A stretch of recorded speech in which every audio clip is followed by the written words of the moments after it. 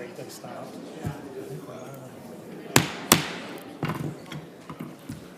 Good evening. Would like to welcome you all to today's school board hearing regarding House Bill 581, that floating homestead exemption. I know there's a lot of people in the hallway, and I don't know if they can hear us, but I want to read to you about the meeting. The purpose of these hearings will be to present information on the implications of the floating homestead exemption and hear public input on the school board's pending decision. Can't hear. All right. We'll try this a different way. All right. Welcome today. Is that better? A little bit? Welcome to today's school board hearing regarding House Bill 581, the floating homestead exemption. The purpose of the hearings will be to present information on the implications of the floating homestead exemption and to hear public input on the school board's pending decision regarding its single opportunity to opt out as provided for in the constitutional amendment H.R. 1022, the statewide adjusted base year ad valorem homestead exemption. This hearing provides an opportunity for community members to share their perspectives and insights. We are here to listen, learn, and work together to make informed decisions that will benefit our school district. This is the last of the 3 public hearings required by Georgia law before the Paulding County Board of Education can finalize its decision. The procedures and guidelines for today's hearings are defined by Board Policy BCBI, Public Participation in Board Meetings, which includes rules of conduct for the meeting, public speakers, and attendees. Before I turn this over to our illustrious board attorney to read those procedures, I would like to state that number 1, if you are here to speak and you have not had a chance to sign up, there is a... Is that better? Oh, that's not good. All right, I'm going to try it this way. How's that? If you are here to speak tonight and you have not signed up, there is a sign-up sheet at the corner of the desk in front of Ms. Taylor. If you are here to just listen, you're fine where you are. But if you're here to speak, I need you to come in and sign up so that we can hear you. You are going, we're going to read through, I'm sorry.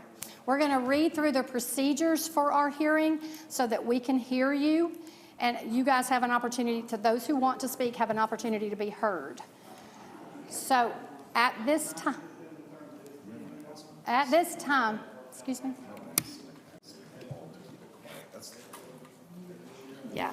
Is there, we can't close the doors. Is there,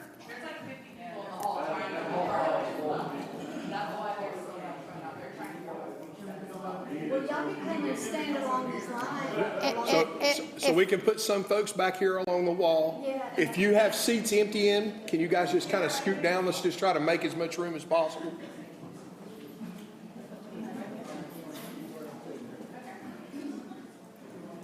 the only thing I ask is please don't stand in front of the screen because that, for just a minute.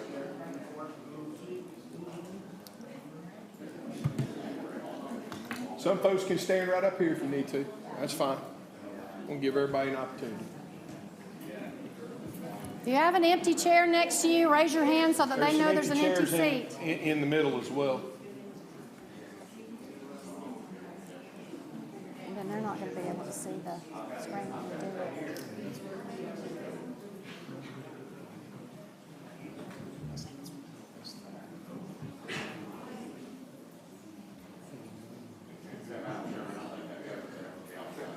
All right.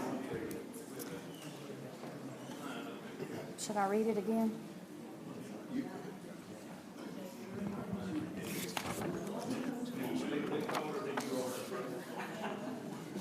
All right. All right, are we ready? I'm going to... Yes, sir. I'm going to read this again so that everybody has an opportunity. For those of you who are not inside, I'm reading this again. It's just a welcome to today's school board hearing regarding House Bill 581, the floating homestead exemption.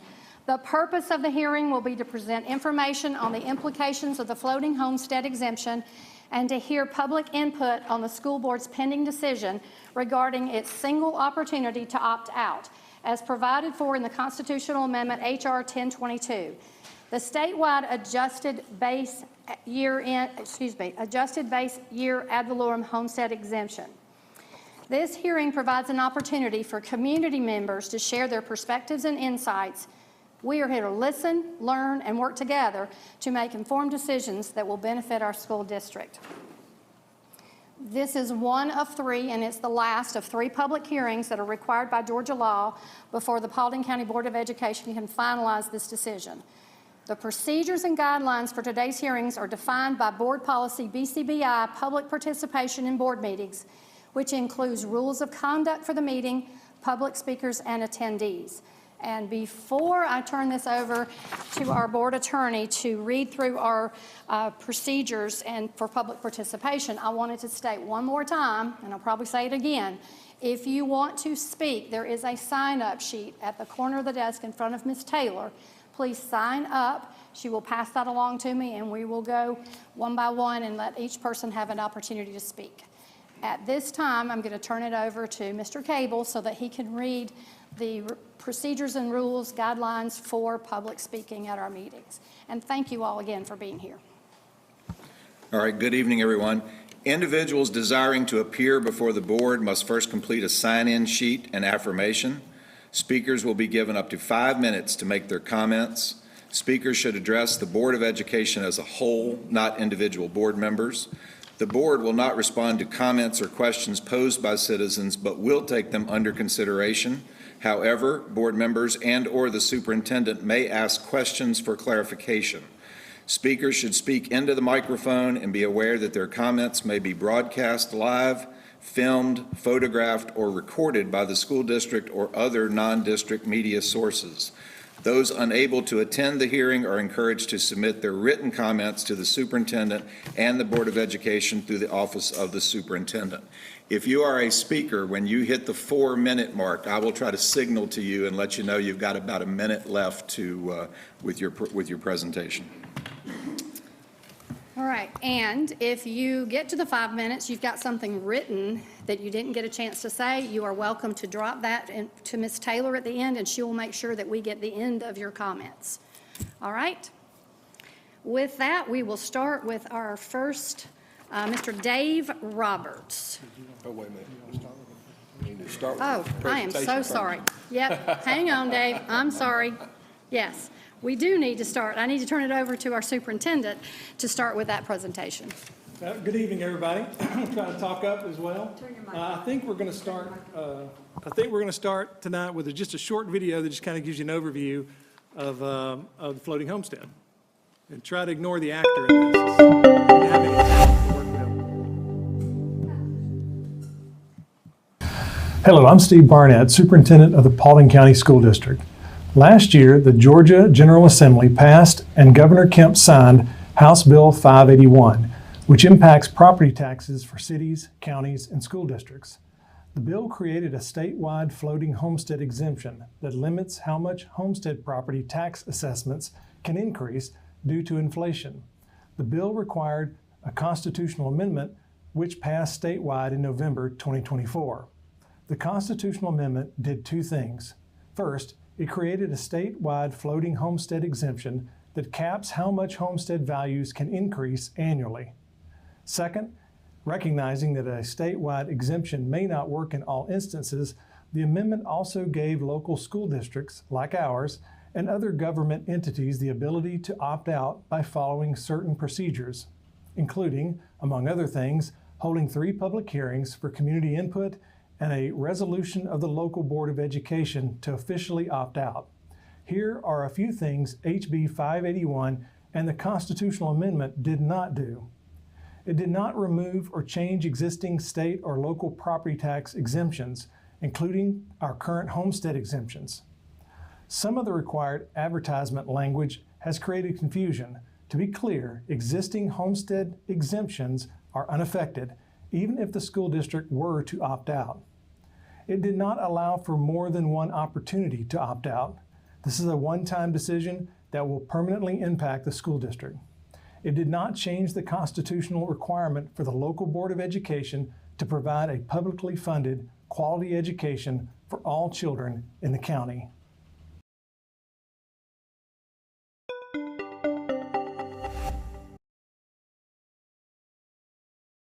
Tonight is really to hear from you and your thoughts, your ideas, but we wanted to get started by sharing that and some of the other video resources and resources that are on our website. But given this is such a complex topic, and given some of the misconceptions and misinformation, especially on social media, we thought we would start with the introduction video and then highlight some things for just a few minutes. A couple of the key points I hope you picked up from that video. First is that required advertisement language. In fact, there it is at the top right. That was not our choice. The law required us to print it just like that in the paper and elsewhere. And so there's a couple things wrong with that. First off, that title says opt out of homestead exemption. So I know it's already been mentioned once or twice, but just so y'all are all perfectly clear, we're all on the same page. This does not impact the senior exemption. This does not impact homestead exemptions that are on the books today at all. It doesn't impact the seniors. If you're a veteran and you get a special exemption or disability, whatever, it does not impact you at all. So I just think you need to know that. That came up a little bit at our last two hearings. Folks were just confused. They thought it had something to do with that, but it will not impact that at all. Recognizing that it's a statewide exemption will not work in every situation. The amendment also included language about opting out. So the voters approved this. I think it was 63% in Paulding County. They really approved both things. Both things are now in Georgia Constitution. And so there is this one opportunity to opt out, one-time decision. It's going to permanently impact the school district, which is why it's just important that the board makes an informed decision. And that's all we're really trying to do. And part of that is your feedback. Because this is a statewide exemption, another thing we want to mention is it cannot be easily modified, even if it's determined later to be catastrophic for the school district. Because it's a statewide exemption, it would need to be modified statewide. And it's one of the drawbacks to this is it may work in 80% of the instances, but they may be 20%, and Paulding County might be one of them where it just doesn't fit quite right. But it doesn't matter because it's a statewide exemption. Again, the specific language on the notification there was required by law. It was not our choice. And it does read, the Board of Education intends to opt out. Well, I don't want to speak for the board, but I will tell you the Board of Education, that I understand, intends to listen to community feedback, consider all the ramifications, the short and long-term implications, and then make a thoughtful, well-reasoned decision that reflects the best choice possible for their students, our school district, but also the taxpayers.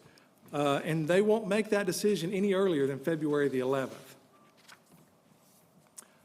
So here, thank you, Michelle. Sorry, I'm trying, you can drive. I won't. And so here's just a screenshot of the resources that are on our website. We did a full comprehensive presentation that's out there, a press release, but there's a frequently asked questions section. So during these hearings, if we've heard something that was unique or different or whatever, we've put it out there on our website and really tried to answer that. And so if that's going to happen again tonight, if something comes up, and if it's not already addressed somewhere, we will absolutely put the answer to that question out there. Another video on our website discusses potential collateral damage to our eSplost. And I'll just mention that just real briefly, because again, it's been a little bit of a source of confusion. The school district cannot participate in that loss, that local option sales tax. It's also called a FLOST. But by Georgia law, it will prohibit the school district from participating in that. But the thing to consider is it still could impact our existing SPLOST.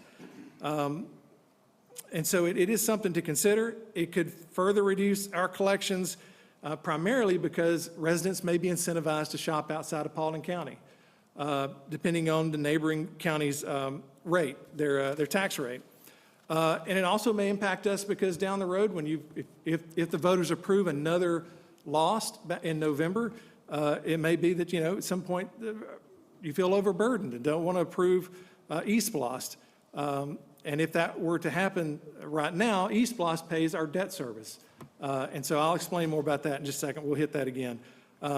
So anyway, it's just something to consider, but mainly want you to know that we can't participate in that. That's a feature of this law that just isn't available to the school district.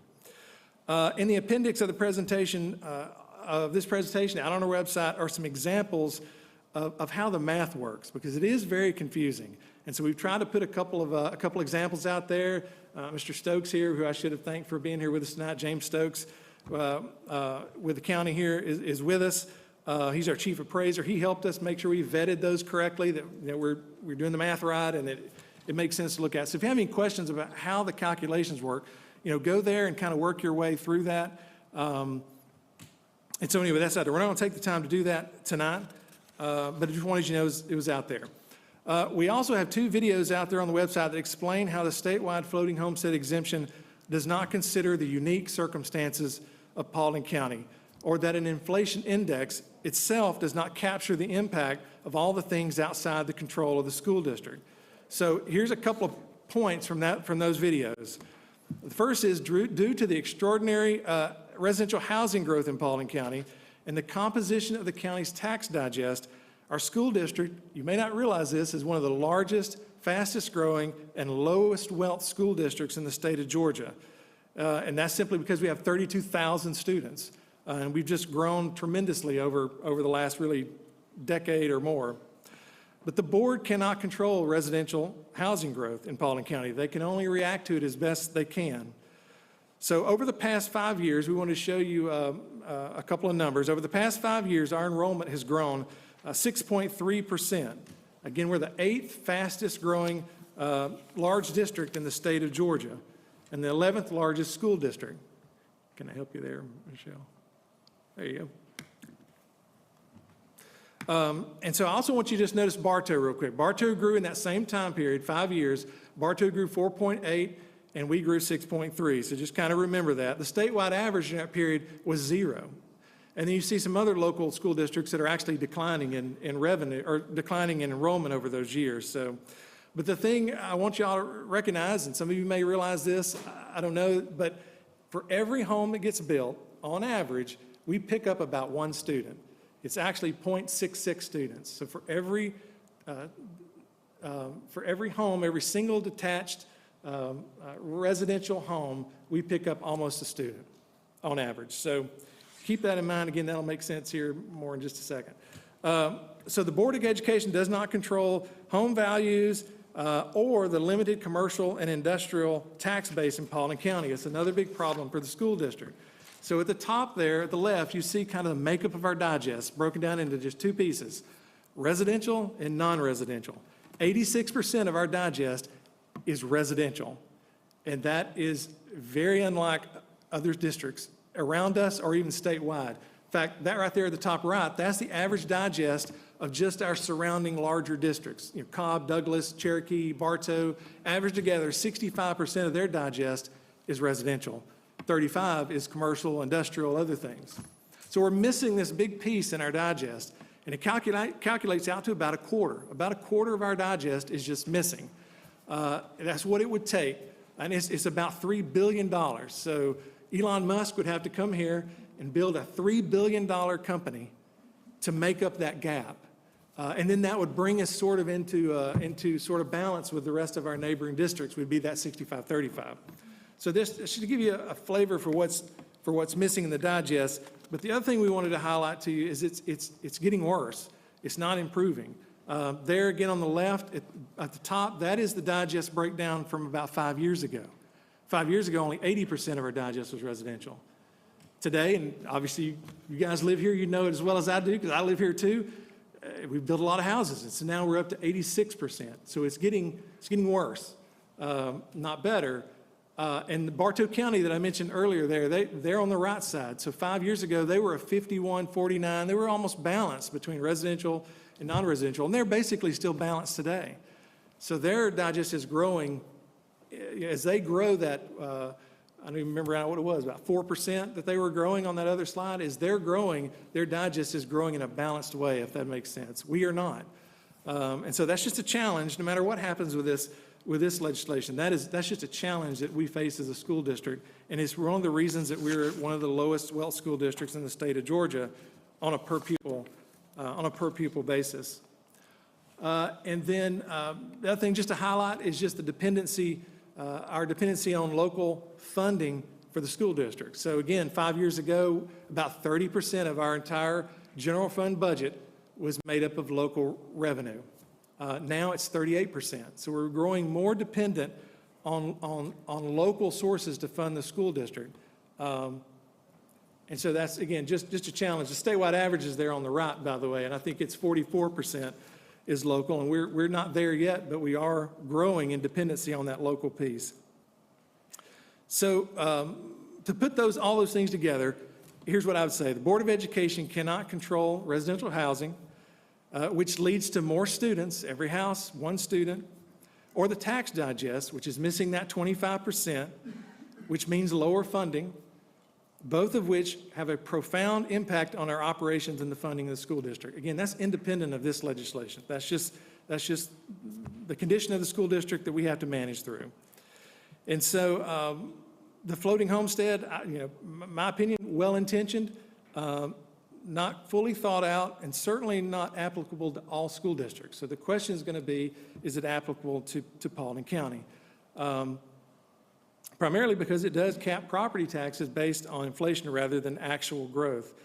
So given our unique challenges, any decision about opting out of the statewide floating homestead exemption, has to be made carefully with a full understanding how it can impact the schools and community. Just to mention, there's some other resources there on the website. I was, again, just going to highlight a few bullet points out of all of that. You can certainly go take a look at all that.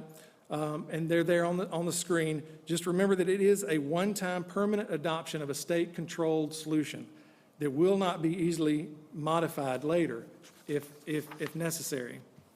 And again, the Board of Education only controls local revenue sources. So a lot of people don't realize that the Board of Education only controls 38% of our revenue. Everything else is controlled by either the state or the federal government. So these folks up here can only control about 40% of the budget. And then even of that 40%, there's restrictions. There's only so much by law that they can go up. There's already a cap in place on the millage rate. That's in place now, so they're capped that way. And in other ways, they don't have complete freedom with that 40%. Let's just put it that way. So the floating homestead would continue to erode sort of their control over the school district. And that's unique because other government entities, they have more diverse revenue streams. They collect fees and other things, and they also aren't capped by that 20 mil. That's just something that's unique to school districts. So they have very little options from a school district's perspective to deal with this. So anyway, the next bullet there, the floating homestead exemption will likely lead to higher property taxes in the form of millage rate. That's true across Georgia.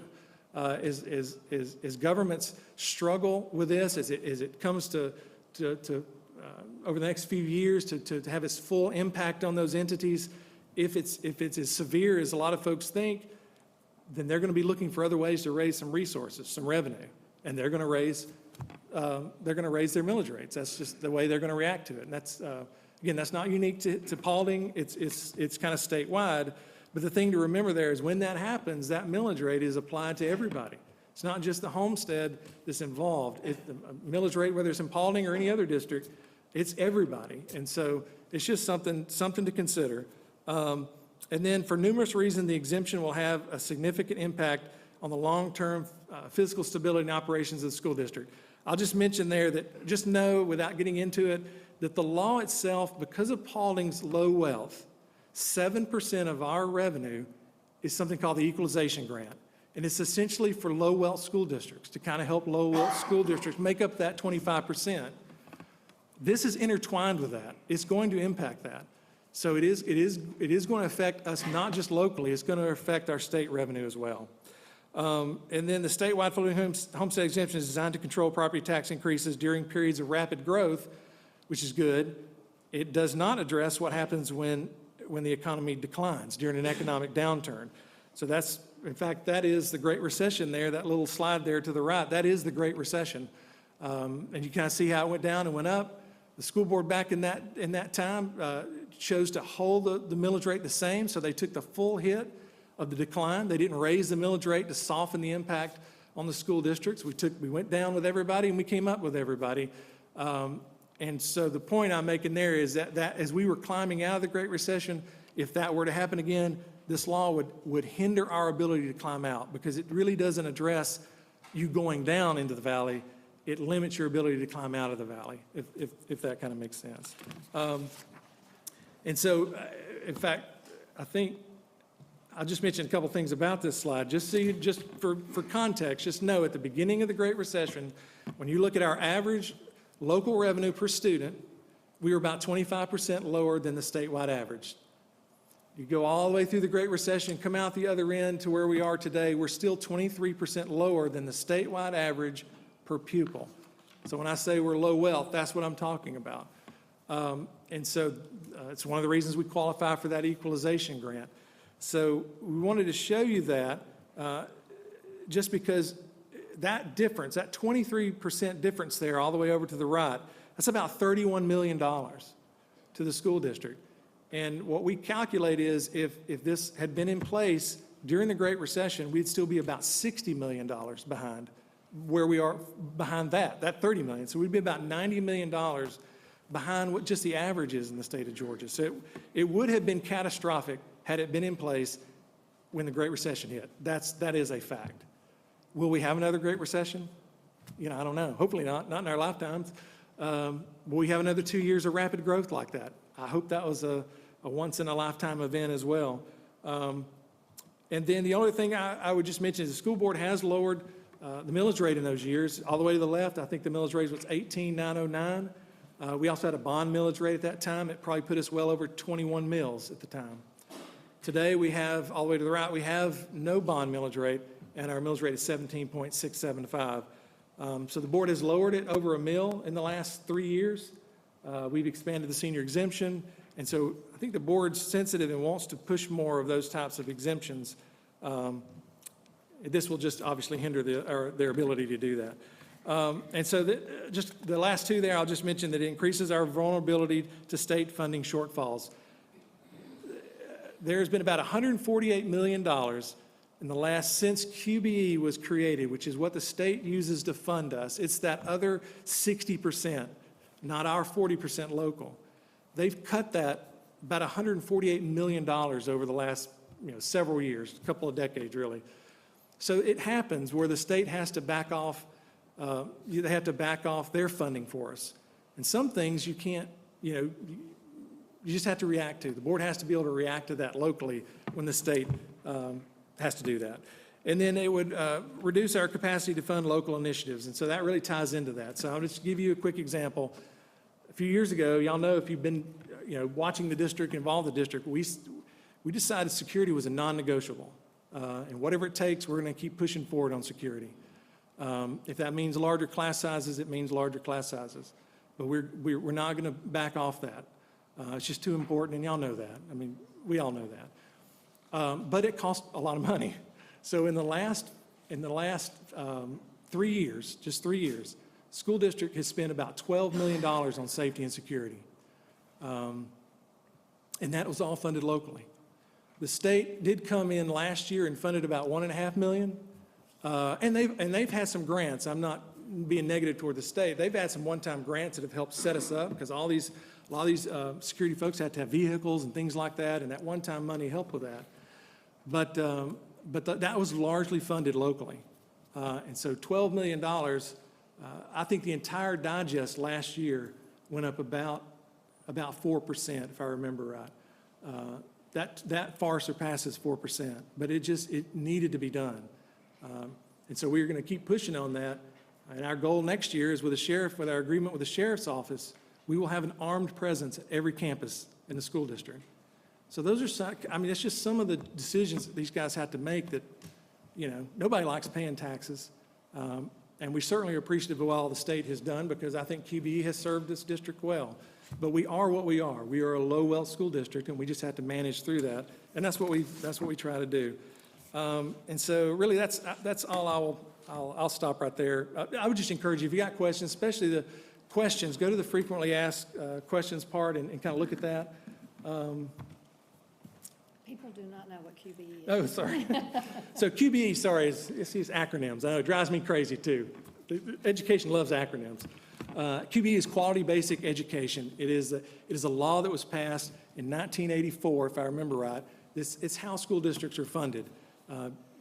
You basically take your count of students, and it goes through this formula, and it produces kind of what the school district gets from the state. And it has not changed since then. So there is no provision, for example, in QBE, and that 60%, there's no provision for inflation. It just wasn't built into it all those years ago, and it's not been added. So inflation isn't a part of that. So there's just a lot of limitations, a lot of quirks that we have to work with. And so, yeah, just know, sorry, QBE is the way the state funds us. And I will tell one more thing, just because it came out today. I know I've seen a couple of rumors that we sit on a mountain of money here at the school district at the end of our year. And I actually got a report today from independent of us. They had every school district in the state. And I thought it was interesting that out of 180 school districts, when you look at the amount of resources or reserve, let's say, at the end of our fiscal year, out of 180 school districts, we were 153. We had 1.5 months at June 30th. That's important because we know that if we have 1.5 months in June, by the time September comes, we'll just squeak by. There are days in September where our accounting group is sweating because they've got to figure out, are we going to have to borrow short term? And so we haven't had to. As long as we keep right at that 1.5% in June, we'll get down to a few days from not being able to meet payroll in September, but then October comes around and the cycle sort of starts over. I mean, I say all that to say is that it's really not accurate if you've heard that. It would be a good problem to have, but we just don't have it. And so I just thought I would mention that just because it came out literally about just a few hours ago. And so with that, Madam Chair, I'm ready to move on and let these guys speak, and I'll shut up. And I will tell you, if you see us keeping notes, we've got several people around the room, we're keeping notes. If you ask something, we're going to write it down, and we'll get you an answer one way or the other. Before we get started, I just want to, there's a lot of people in this room. If you've chosen to speak, please speak into the microphone, speak to us. You are on camera. Sorry, I should stand up and yell again, right? Speak into the microphone if you have requested an opportunity and a time to speak so that everybody can hear you. I will ask, because there's some people outside as well that want to hear, so if you're in the audience, you're not speaking, please be respectful of the speaker and of those people who are trying to hear outside as well. So let's let the person who is here speaking, and I will ask again, if anyone has not signed up to speak and they want to, all you got to do is go to the corner there in front of Ms. Taylor, and there's a sheet that you can sign up to speak. At this time, Madam Chairman, yes, sir. just for the folks outside, I believe we're done with the screen portion, so if y'all want to come in, y'all can stand along in the Yeah, front. you can come stand in If more front of wants the to come screen. in.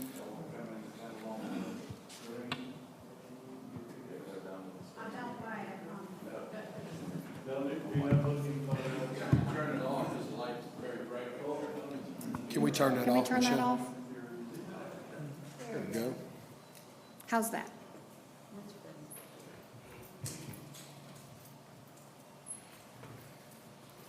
All right. Now, Mr. Dave Roberts, if you would like to come take the podium. Again, remember that you have 5 minutes. Mr. Cable will remind you at 4. Got it. And anything you have, if you have something written, you can leave it with Ms. Taylor. Thank you for coming. Mr. Roberts, also, if the board were to ask you questions, sometimes they will, sometimes they won't, or the superintendent, I'll pause your time, so you're answering their questions won't count towards your 5-minute time. My name is Dave Roberts. A business owner in Paulding County, not that that matters, it's not about me. I'd like to say that, first of all, ad valorem taxes are a form of extortion. It is right out of Goodfellas. You pay us the protection money, or we're going to take your house. If you refuse to leave your house, we'll send men with guns to drag you out of it. That's what ad valorem tax is. It's also a regressive tax. Everybody on this board would lose their minds if Congress passed a law to tax unrealized gains. And that's what property increases is. You're taxing unrealized gains. I bought my house 20 years ago. I have not refinanced it. I have not sold it. The fact that on paper it says it's worth more doesn't mean I got anything out of it. So if they did that to your 401k, they did that to your investment accounts, you would lose your minds. We'd have pitchforks and torches on the steps of, well, we wouldn't do that if January 6th probably threw us all in prison. But we would lose our minds. We'd throw the bums out. But somehow, when local governments do it, that's just fine. That's beautiful. That's fine. Now, look, this legislation is it perfect? Absolutely not.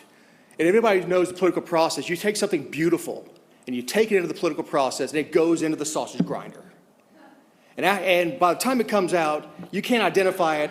You can't identify what actually went in there. It's just this big pile of sausage, for lack of a better word. It's not perfect.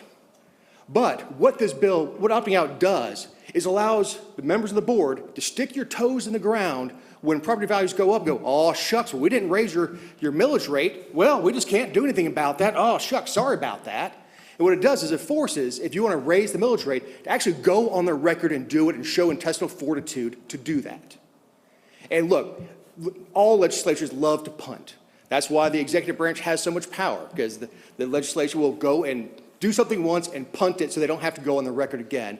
So they go back to their constituents and say, well, I didn't do that. That must be the executive branch. Same thing here. Well, I didn't do it. Your house values went up. Nothing we can do. The state gives us a minimum we can do.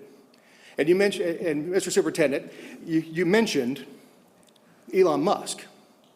Well, let's take that. Let's take his example, and a Doge-style audit of the books. Find the fat. 4-day school week, 20% off the top on just transportation alone. Not starting school until September. Not starting in the statistically hottest month of the year. And I know the air conditioners run year-round, but when you have school constantly opening and closing doors, every student puts off 98 degrees, and you're trying to fight the hottest time of the year, and you're spinning the electrical meter. That's two easy things you can take a red pen to right now, easily. Well, obviously can't do it right now, but upcoming school year. And look, I know the argument with a 4-day school week is, well, what do we do with our kids on the day off? Not government's problem. What we do find is the Boys and Girls Club steps up. When parents are given a chance to have a day during the week, we see truancy go up. We see cost savings. It's good for the student, good for the parents, good for our bottom line. But we keep getting pushback, but we have to decide, you have to decide as a board, are we educators or are we babysitters? And if your job is to educate and do it the most fiscally responsible way possible, then let's do that. If that means the parents have to step up and take some responsibility, that's fine. That's what they did. And I made a joke earlier about I wore the back of my mama's hand on my head quite a bit, and I needed it. And trust me, as bad as I am now, I'd be way worse if I hadn't gotten the back of my parents' hand. But let's look at the budget and reducing the budget. Well, I like to say most governments like having a brother addicted to cocaine. No matter how much money you give him, he always needs a little more. We could triple the budget right now, and we'd be having the same meeting next year with needing more money, because that's what happens. So, again, my name is Dave Roberts. If you have any questions, I'm happy to entertain them. Otherwise, I'll shut up and sit down. Thank you very much.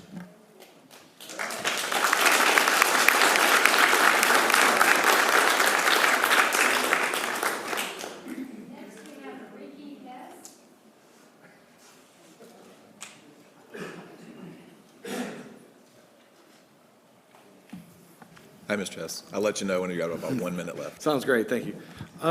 Thank you, Madam Chair and members of the board, for allowing me to speak today. I try to always understand all positions and formulate a good opinion.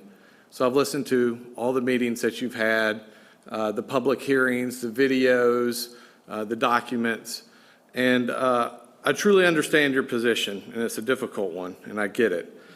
But I also don't agree with it. A main argument for opting out is that Paulding is unique. You've heard it today, you hear it a lot. And there's a lot of compelling arguments for that. But you see, I didn't just listen to the Paulding County School District's reasonings for wanting to opt out. I went and listened to over 10 other school districts' reasonings for also wanting to opt out. And there happens to be a similarity between them all, and that is they all think that they are unique and special. In fact, I'll go ahead and tell you, Cobb, Gwinnett, Coweta, Clayton, Tift, Marietta, Houston, Atlanta, DeKalb, Stewart, Whitfield, Bibb, Hall, Macon, and the list goes on, but I chose those in particular because these represent counties that range from 10,000 residents to almost 1 million residents. Some are Democrat-run, some are Republican-run, some are metropolitan, suburban, rural.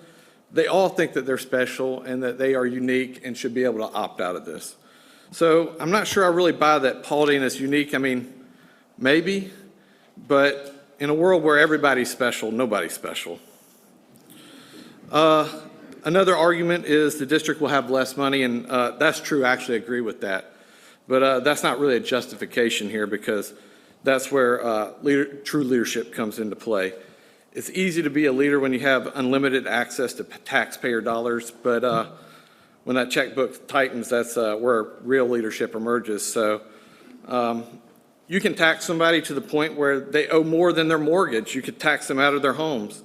But if you have bad leadership, the education system will still fail. So good leadership is more important than the amount of money that you're going to bring in.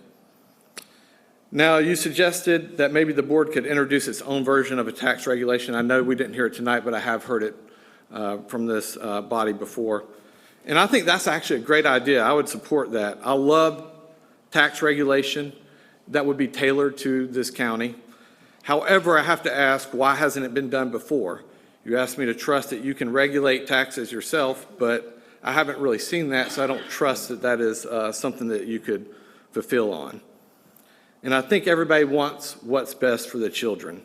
But you know what's not good for children are families struggling to afford their homes because property taxes keep rising.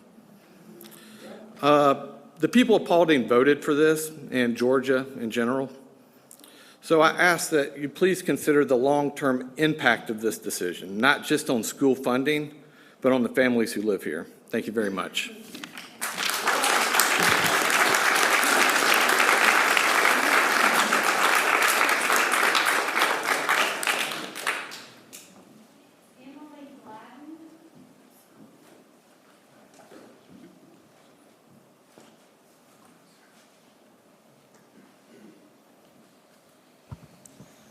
You'll have to excuse me. I'm a little nervous. I've never done this before. Ms. Gladden, I'll let you know, like I said, when you got about a minute left. So just take your time. The thing that holds my attention is the potentially for property taxes increase. A lot of people are older, seniors, or people that live on fixed incomes. I personally live on disability. I have a husband that has dementia. I moved to Paulding County 8.5 years ago. And because property taxes continue to rise, my house payment is now double what it was when I bought my house.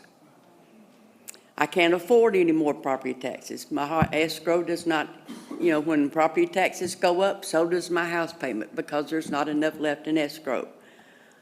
I'm 65, so I'm still paying school taxes until the end of this year. I don't have any children in school. Who do you know that 65 that has children in school? My oldest child is 46. Hasn't been in school in a long time. My youngest is 34. He doesn't even live in Georgia. If I had known what my property taxes were how they were going to rise, I probably would have chosen somewhere other than Paulding County. I lived in Cherokee. I lived in Cherokee for 32 years. But that is my main concern, is the property taxes. Now, my house payment is almost half of my husband's disability. I have other bills to pay. I have other things that I have, other things that require. But half of it, almost half, goes to my property taxes or to my house payment. When your property taxes go up, your house payment goes up. And that is my main concern, is the potential that was on there, the potential, which we all know is going to happen. It may say potential, but it is going to happen that the taxes will increase. And when they increase, so does my property taxes. And I am one of those that he was talking about that is going to be taxed out of my home. Yes, my home value is almost double what it was when I bought my home. But I'm going to be taxed out of my home when it takes more than half of my husband's disability. Can't afford it. Like I said, we're 65 years old. We don't have children in school. It's ridiculous to me that anybody in their 60s has to pay school taxes as it is. But that's the way it is. There's nothing we can do about that. My main concern is the property taxes. No matter how you word it, no matter how you put it up there, no matter how you say potentially, the property taxes are going to be affected.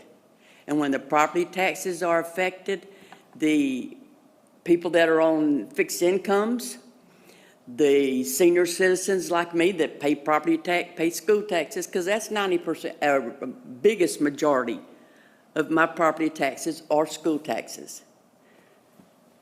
I don't have a kid in school, but you can say it any way you want to. You can say potentially or however you want to word it, but property taxes are going to go up.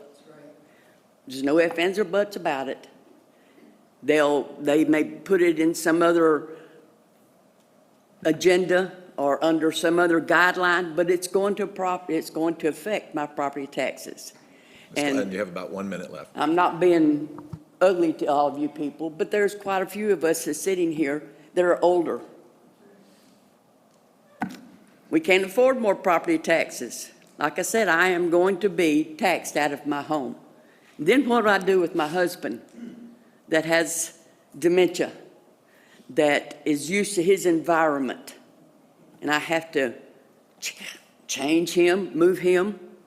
So I ask you to consider, and thank you for listening to me. I'm nervous. I've never done this before.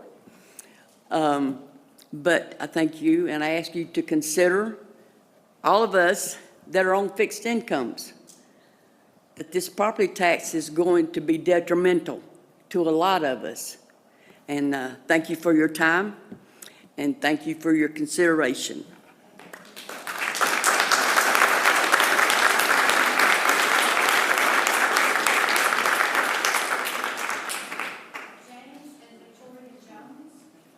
Is there any time you can ask a question? You would like to sign up? Do this quick? James and Victoria? No? Okay. Joseph Benson.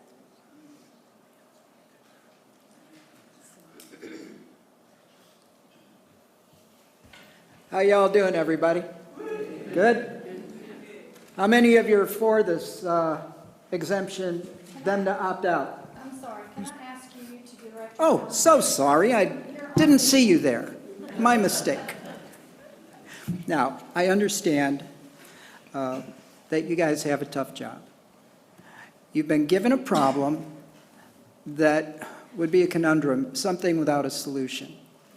You have rising expenses, you have limited income, you're put into an environment where the people that are being taxed have just received a terrible blow in the last few years, 2-3 years, where everything rose by at least 30% and some things more. But doggone, their income didn't rise by that same amount. Mine didn't, and I have a good job. So I understand your perspective. I understand your situation. It's a problem without an answer, basically. But now, what the what the HB581 did, it didn't prevent you from raising taxes. It did not. And it seems there's a perception in the room that it has, but it has not. You will raise taxes. HB581 only said you can't raise them more than this. and you're fighting that. Now, I see your perspective. I would like to address a statement that we saw about the population increasing in Paulding County. It's increasing a lot. I don't like it, because most of the people that are moving in are not homeowners. They have no stake here. So whoever's on the commission that's allowing these building permits, that's who I'd like to talk to. Now, I understand that there's an increase in the population, but what you failed to mention is that with that increase, each household, you're getting more money from that same household. It seemed as though you had the opinion that you were limited because the population was growing, when in fact the income is growing right along with it, because you're taxing everyone that has that home. So now, I understand your perspective. I'd like you to understand mine. And I think a perspective that most of us in the room share. And I don't think you have these many people attending your meetings ordinarily. This is a hot issue, and we all feel very deeply about it, just as Emily does. Now, I've been paying taxes for a long time. I'm 71 years old. I'm still working, and I don't see an end to it. I think I'm going to have to work till I die. I don't think that's right, because my taxes should have stopped at some point in my life, and they never have. They've gone up. Now, there's a 20-year research organization. There's a book called, we've all heard of The Great Reset. Well, they kind of made a parody of the name, The Great We Set. And in that book, they detail the research they've made on taxes. We're taxed on what we buy, we're taxed on what we sell, and we're taxed on what we own, repeatedly. This is not right. You're taxed as well. You should be just as angry as I am. You should be just as angry as they are, because you're victims too. Do you know that if you were to take a loaf of bread, how many layers of taxes are there? 1 minute? Thank you. There are at least 5 layers of taxes. There are the people that sold the wheat to the company that's going to make the bread. They paid taxes on what they sold to the company that's going to make the bread.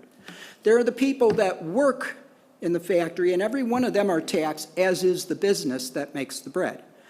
They buy wrappers and transportation, so you've got at least 5 layers of tax in that loaf of bread. You go to the store and you pay $2.91 for a loaf of bread. How much was really the bread and how much was tax?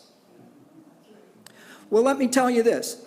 This book, The Great Reset, 20 years of research. Do you know that your earnings, you only keep 20%, because you're taxed on what you buy, what you sell, and what you own. And you only keep 20% of what you earned 100% of your labor for. And I say no. Now, my last question is this. Is the board going to decide to opt out regardless of the will of the people? And I would like to end right there. Thank you.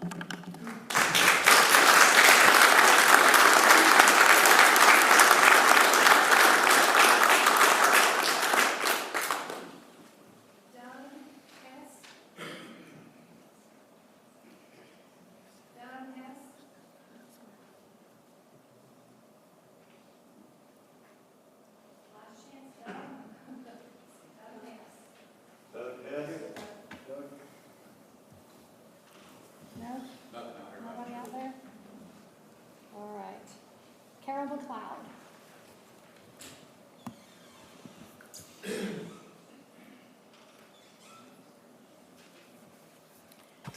Ms. It's been a McLeod, long time since I've been here. I'll let you know when you got about a minute left. Okay, thank you. I'm just going to try to be quick. I'm here to speak tonight on something that I just have some concerns about, and I'm not asking questions. I just want you to think about it.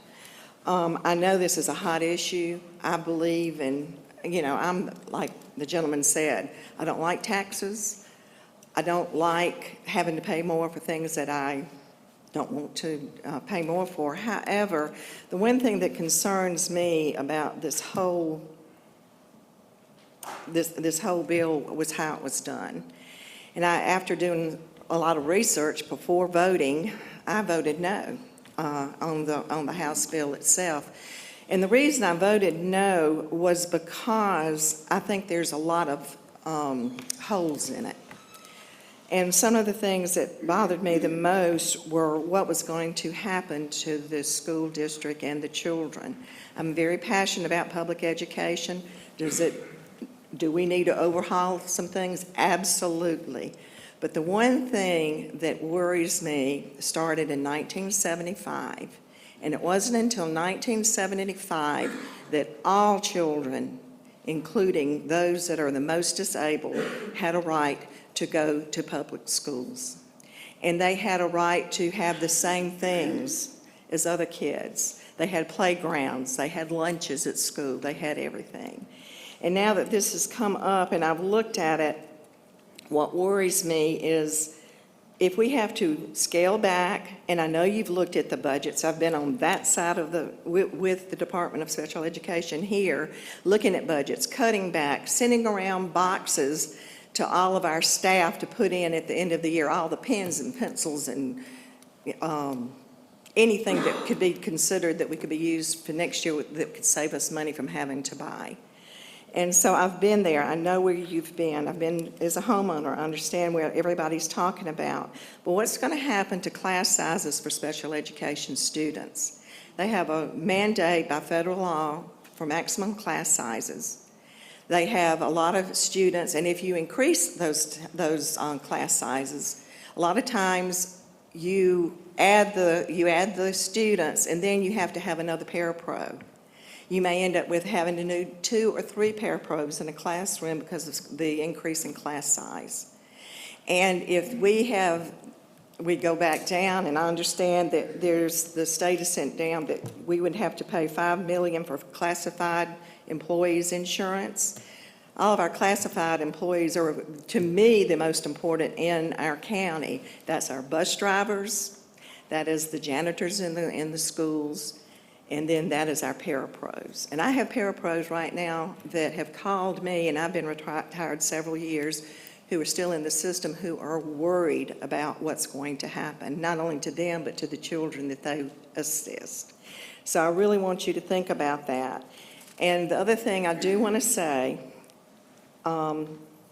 it's your duty. It's like the gentleman said, it's not my problem. Well, it's your duty as the school board to really look carefully at this and how much it's going to affect not only special education children, all children. And yes, you can pare back. You can do bare bones budgets. You can pare back and get rid of this and no more building of, let's say, the football field needs a new locker room, or you want to do other things in the school districts. And everybody says, that's what you need to do. You need to pare back. You need to cut back. Let's don't build any more schools. Let's don't do this. We're overcrowded, and money's got to come from somewhere. I don't know where it is. It's a horrible problem. I hate it has landed in your lap instead of it, we voted, that was it, and it would be over with. I hope parents will support you as a school board with whatever you decide, but the main thing is that when the cutbacks come, that they will support not having the things that they're used to having now. And then the only other thing that I do want to say is that sometimes, and this is something I live by in my classrooms, I don't erase faces. I love all the kids that came across, so there are very few that I didn't love. But what is popular is not always right, and what is right is not always popular. And that's where we are in this quest right now. So I thank you for letting me speak, and I just wanted to make you aware of my concern as a former special ed director. Thank you.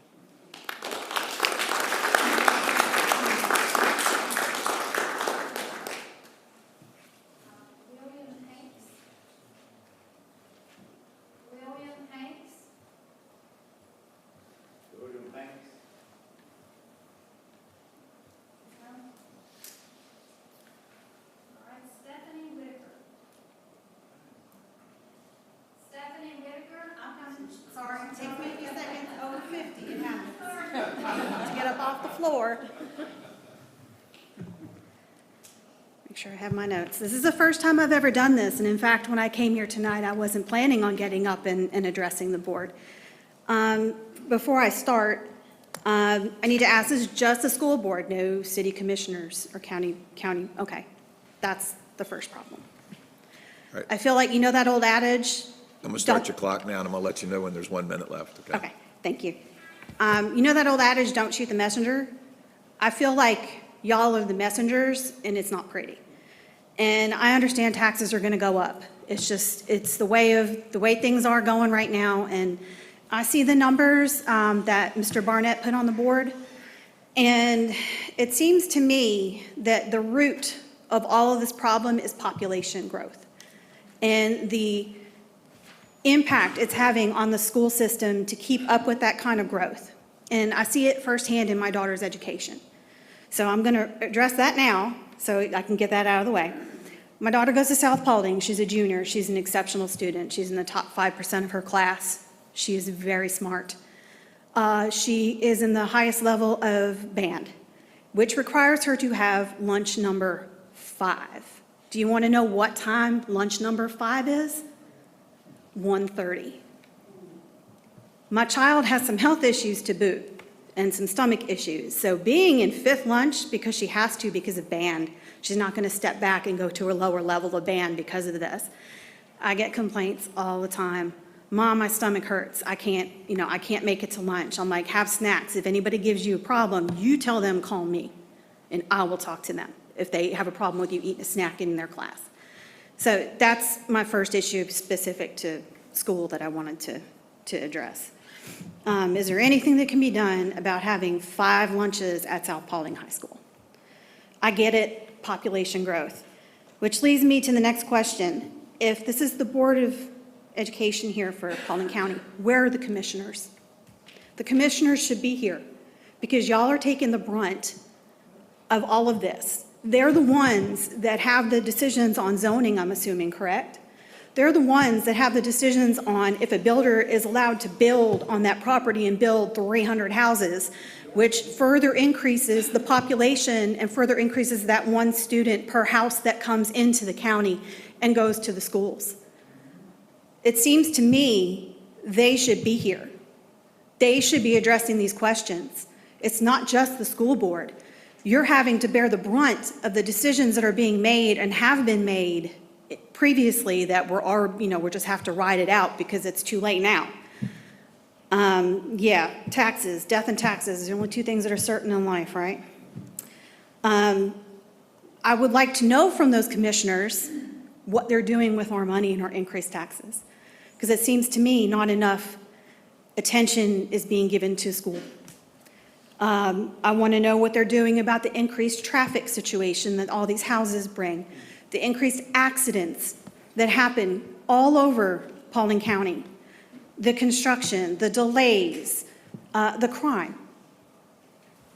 I used to not worry about, I've lived in Paulding County 22 years now. When we moved here, it was beautiful. And it wasn't the money, it wasn't about yes, all right, we didn't move to Douglas County because of property taxes, I'll admit that. But Paulding County was beautiful, but as it gets more congested and there's more people and there's more trouble and more problems. And, it specifically with school and my daughter, I know she's got 1.5 years left to go, but what about the kids coming behind? So I'd really like to see the commissioners address because it starts there. It starts with the zoning. It starts with what's getting built that impacts and trickles down to the school. So I'm sorry that y'all bear the brunt of all of this, but yeah, they should be here answering questions. They really should. And I just, okay, I'm done. I just want to thank you for your time. Thank you.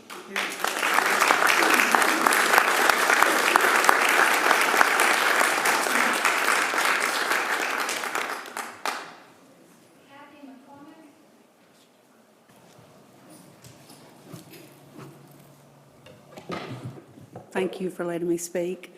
I have nothing prepared. I just wanted to say I've lived in Paulding County for the last 8 years, and my dad was on the Board of Education, so I understand where you guys are coming from.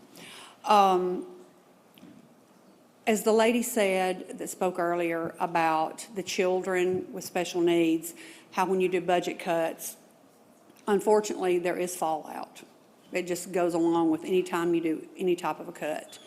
And that is a very, very sad situation. Another thing that's sad is the lady who spoke, who's living on a limited budget, whose husband has dementia. My mom passed away with Alzheimer's. And she is correct, moving them around, making other adjustments, it's very hard. And I myself, I'm 66, will be 67 in May, so I'm 1 year away from not having to pay any school taxes. But when I called City Hall this morning, this is what I was told. I said, can you tell me, because this is the first time I had heard about any of this. And I said, can you tell me what is going on? And she told me about the opting out. And she said, basically what it means is that even though you may be exempt from school taxes in 1.5 years, because I told her my age, she said, your taxes are going to go up so much that's not going to make any difference. Now, this is somebody from City Hall. I didn't get her name. And that alarmed me. And I hear so many people saying that now, you know, you work your whole life to pay a house off, and then all of a sudden, you've got double what you were even paying for it when you purchased it so many years ago. It almost feels like you're going backwards. I also know that there are people here, and I'm probably fixing to step on some toes, that make some very good money. Not the board members, but that make some very good money and make in excess of like $260,000 a year. I don't know that you have the same problems that some of us have. Living on such a limited budget. And in my position, I'm blessed. I'm not in that situation. But my heart does go out to the people who are in those situations. And again, I'm not trying to bash anybody. I know you work hard, you work to make good money, and obviously you made a way better choice on your job than I did.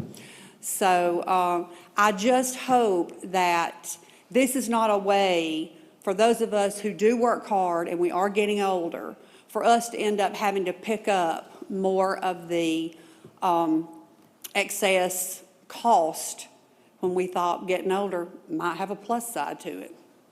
So that bothers me. And I agree with the lady who said, you know, our infrastructure is not even able to handle the people we have in this county right now.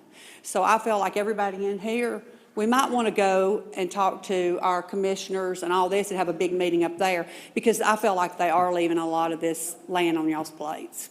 So I don't have any children in school, but I appreciate what you do. My daughter-in-law is the CFO for a large school system in Alabama, and like I said, my dad served on the Board of Education in Alabama in my school district where I graduated from for 30 years.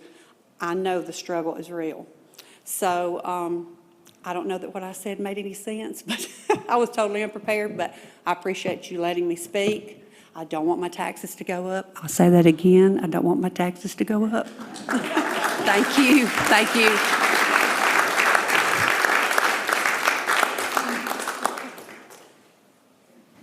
Thank you. Next, we have Andy Wiglet.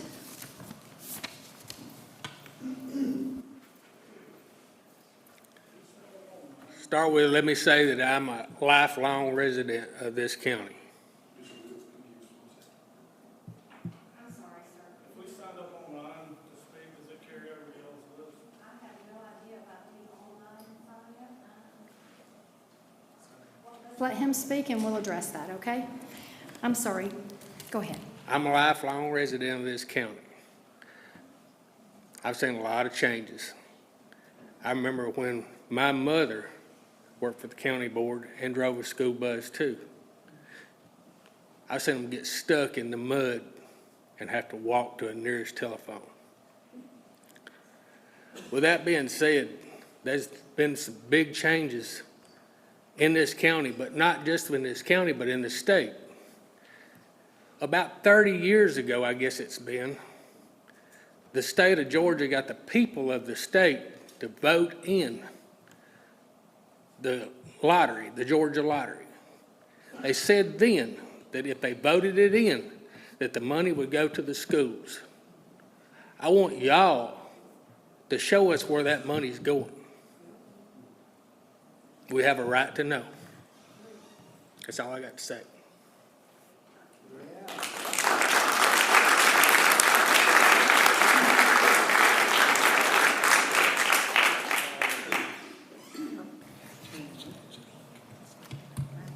So what's your name? Daniel Mills. Can you put him on the list? So what I want to say is if anyone did sign up online to speak, we do not have that information. So again, there's a sheet right over there at the end of the counter. Please sign up there and we'll be happy to let you guys speak.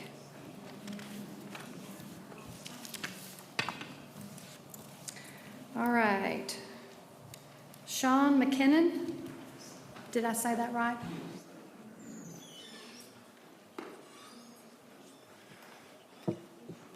I'll be short and sweet. Been a resident of Paulding County since 1993. Steadily seen the property taxes go up. And like it's been said, you know, you guys are thrown under the bus. There's a lot of other waste going on in this county, but it's thrown onto you as if you have to ask for our taxes. And I just don't think that's right. But, you know, in the last 4 years, I've seen every expense of mine go up in my house. I've not taken a vacation in 3 years. Our grocery bill for a family of 5 has gone up to $2,000 a month. Every expense in my house has gone up. I have had to trim everything out of my budget except life support. So I would just say the residents of Paulding County spoke. Do the will of the people. Do the hard job. Cut what you got to cut.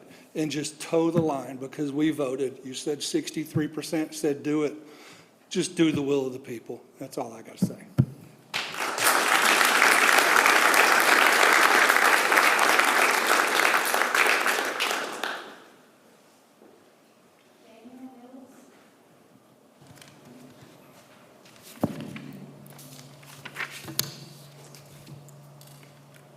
You'll have to apologize. I didn't have time to change on my way home from work. My name's Daniel Mills. We moved to Paulding County about 4 years ago. I've been a firefighter paramedic for 23 years. I've been a flight medic for over 12, and I've been in the military between the Marine Corps and the Army for over 17. We moved here 4 years ago, and I've seen over a 30% increase in cost of living and property taxes. I'm from Alabama. I try to tell people I'm from New York. I can't hide my accent. I do, however, have a business and finance degree. I'm working on my MBA. And a lot of the questions that I would implore y'all to look at are the downstream effects. I think you used the word catastrophic, potentially, if we do have another economic downturn. I work for the city of Helena in Alabama. I would implore y'all to look into the city of Helena, because a lot of our tax base came off of residential houses. Our leadership did a very poor job of forecasting, commercial business growth, and we relied on building permits, new housing development. Helena is a lot smaller than Paulding County, but they were landlocked, a lot like Paulding County is. And if we don't use some Elon Musk type asymmetrical thought processes to this, Paulding County is going to go through exactly what the city of Helena did. All right, we pass the cost down to us. I'm on active duty. I'm not representing anything. I literally just didn't have time to change. Even at my salary for the U.S. military, it is hard for me to live in this state. I make $86,000 with entitlements, and it is hard for me to live here. We can't afford to move anywhere else in this state because of the cost of living, property taxes. What are the downstream effects going to be on stifled economic growth within this county if this passes? What's it going to do to future economic or commercial growth if this passes? What's it going to do to our resale values or the ability for us to resell our home? Young people can't afford to buy houses as is. If we take a homestead exemption from people who are already having to pay $40,000, $50,000 cash for a down payment, even through a VA loan at 6%, I couldn't afford to buy another house right now. So if I sell my house, if I want to stay in Paulding County where my in-laws live, my family lives now, what do? What's the downstream effects of commercial growth coming here? Would somebody like Amazon want to come to Paulding County if we don't have homestead tax exemptions? That's one of the few reasons people buy a house, other than equity, some security. But also, what is it going to do to lower income people wanting to move out of Atlanta proper to come to a better school district, come to safer neighborhoods? All right, we're going to gentrify Paulding County that predominantly affects minorities and lower income people and people on fixed income. I can retire in a few years from the Army. All right, I've got about 2 and some change left. I don't know if I would be able to survive here. And this is where my family's at. So I've not been able to see what y'all's long-term studies financially of what this is going to do to the residential. I get that you make tax, not you, the county, makes tax dollars off of building permits. But I was also a firefighter paramedic in the city of Helena when the housing market crashed, and I saw what it did when our city almost went bankrupt. We laid off firemen, we laid off police officers, we laid off school auxiliary staff, we couldn't hire teachers, and we don't know what's coming. I implore y'all to say no, because it affects all of us. We've all felt the impact of inflation, and even in the Army, it's impacted us financially. But there is no, using words like catastrophic and the unknown is not something I'm willing to gamble with not only my house, the equity I have in my house, or the safety and the future of this community. I want to stay here. This is why I plan, we can retire here. This is not a bad county. But if this passes, we lose every benefit we have of home ownership and controlling what little we can control with our taxes and the burden that is placed on us as citizens. So I thank y'all for your time.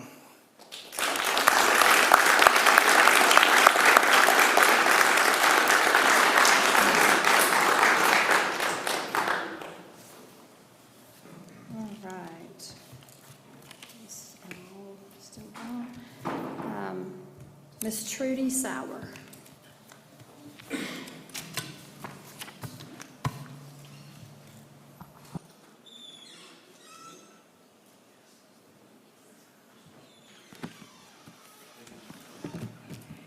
Madam Chair, board members, well, it looks like things haven't changed very much in the 17 years since I retired. We still have a tax base that's approaching 90% residential. People sleep here, but there's no place to work. And the school district is held responsible for the money it takes to educate children living in those houses that continue to be built.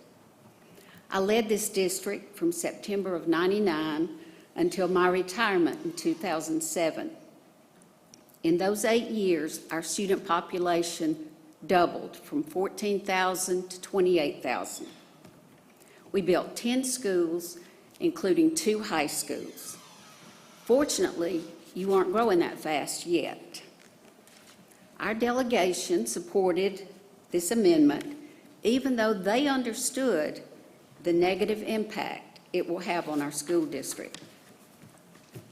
One of our representatives has promised a 20 to 25% decrease in tax bills.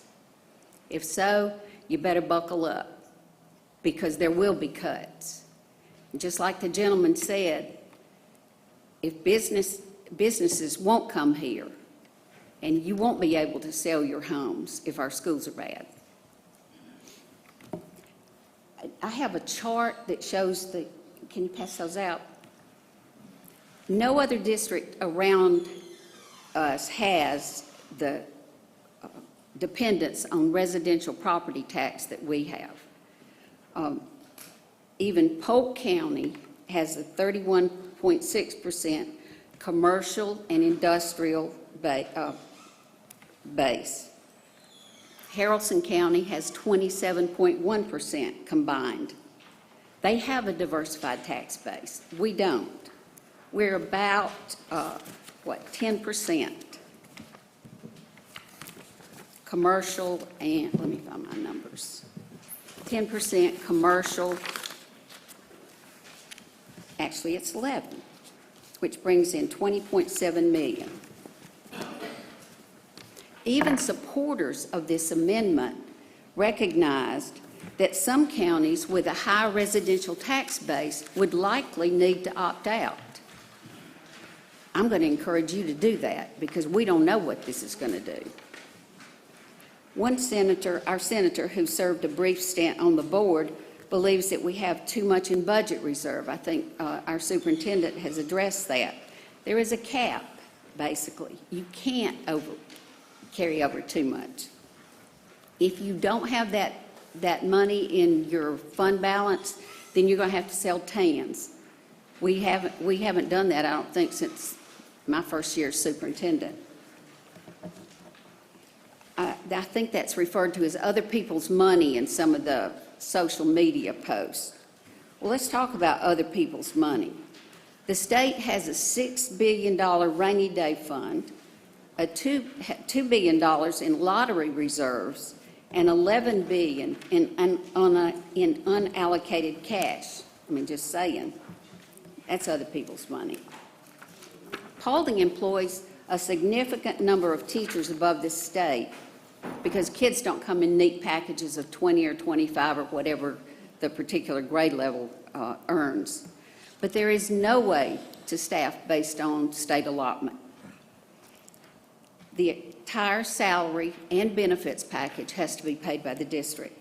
If we aren't competitive, then we lose teachers. The average starting teacher salary at a T4 is $53,997.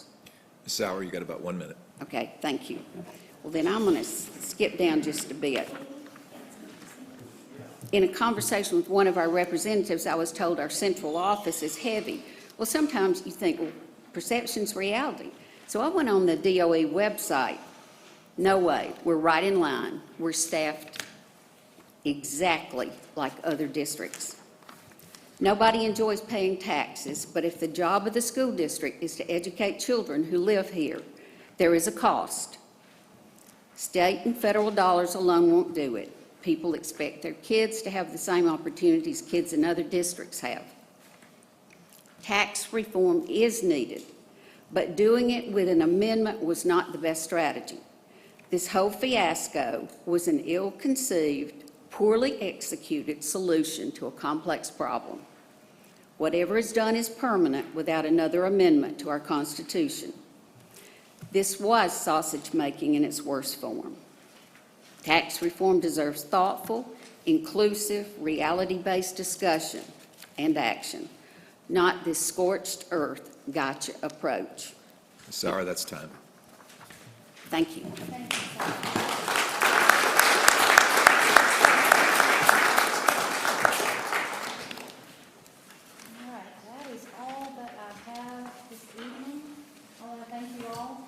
Coming out. Thank you. Again, we heard you, we took notes. Again, just thank you so much for taking your time out to come and to speak with us and to hear what everyone else had to say. At this time, I need a motion to adjourn. So moved by Ms. Lyons, second. Somebody's got some feedback, I'm sorry. Second by Mr. Nolan, all in favor? Thank you, we are adjourned.